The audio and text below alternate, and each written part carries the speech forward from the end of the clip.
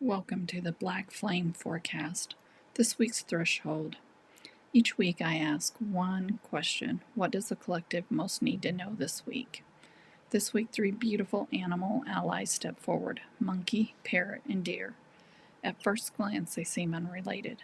But the more I sat with them, the more one message kept emerging. Not do more, not be more productive. Instead, become more persistent. Monkey arrives first, and I don't think it's accident. Its message is experience all that life has to offer. Many of us spend so much time planning the next thing that we forget to live the life that's already happening. Monkey reminds us that wisdom isn't found only through study or achievement. It's also found in laughter, curiosity, relationships, nature, creativity, and the simple moments we often overlook.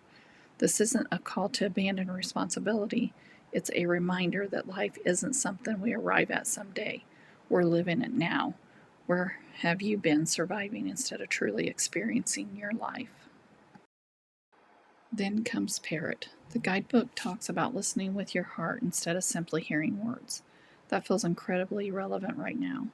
We're surrounded by opinions, notifications, headlines, and constant noise. But genuine listening has become rare. This card asks us to pause, listen before reacting, listen before defending, listen before deciding. It also invites us to notice the quiet voice within ourselves. Sometimes the guidance we're seeking has been present all along. We've simply been too busy to hear it. Finally, Deer brings the reading home. Its message is trust. Not blind trust, not passive waiting, but trust that you are supported as you move forward.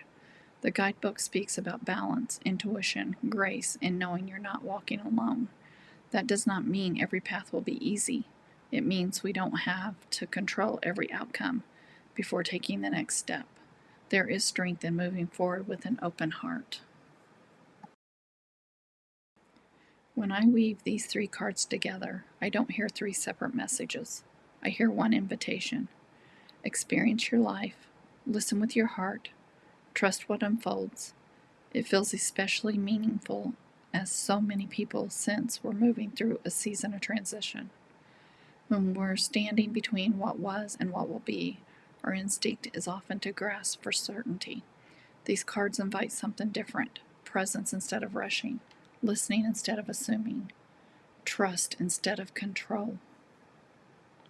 So I'll leave you with one question to carry through the week. Where has life been trying to get your attention, and what might change if you slowed down long enough to truly listen?